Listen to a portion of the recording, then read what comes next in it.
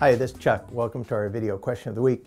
This week's question comes in from Jim in New York, and he asks us, what are the pros and cons of work from home sales reps in our business? So work from home sales reps.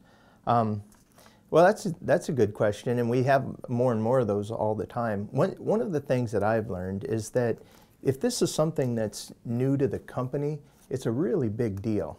If it's something where the company has a lot of experience in hiring people that work remotely, then it's not so bad. But you know, the pros to me seem pretty simple, and that is that you're able to position the very best people you can find nearest your best client base. So you have the ability to be right there where the clients are at, and then it really can show up with maximizing the productivity of the people that are out in the remote offices, so that you're not on the West Coast when your clients are on the East Coast or vice versa. So that side of it is a real positive.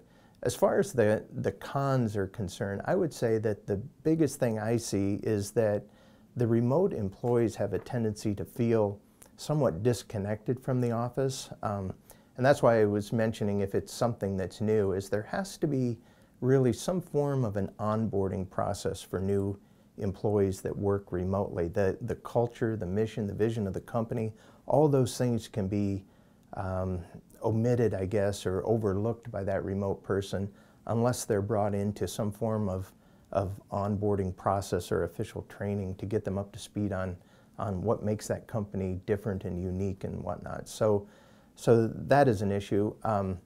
One of the challenges we see is that there's often employees that were part of an office and then hired for the first time to be an outside rep or someone that works from their home. And I've seen it good and bad. I've seen the bad side of it is when that person has a tendency to want to share things outside of the work life. And you know, if they're the kind of person that wants to talk about what the kids were doing that night or the weekend before or something like that, they tend to feel a little bit isolated from what's going on in the camaraderie and the teamwork of the company. Other people have no issues with that at all because they're not one to share that kind of stuff in the first place, so they get right to business and you know, using video conferencing or whatever kind of technology to be part of the meetings works out great for them. So to me, it's really an issue of the personality type that's conducive to working remotely, and then having someone that can, you know, do business 8 to 5 or whatever the hours are without the distractions of the home life.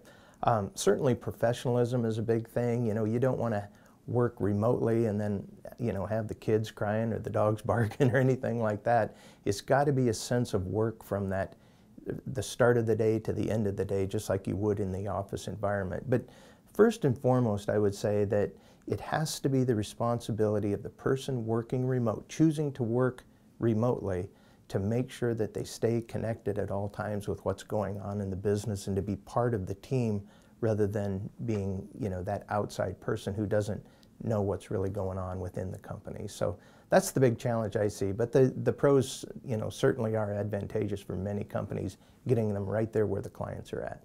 Thanks for the question.